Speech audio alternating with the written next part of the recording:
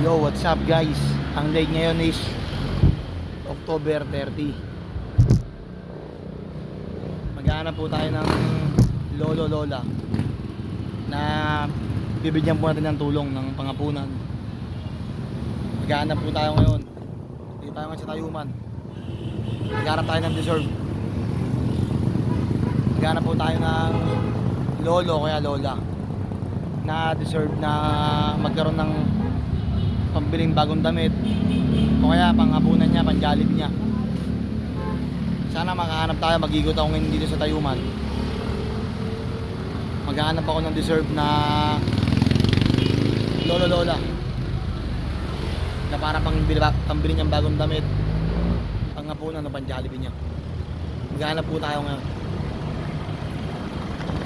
Sana makahanap po ako ng deserve.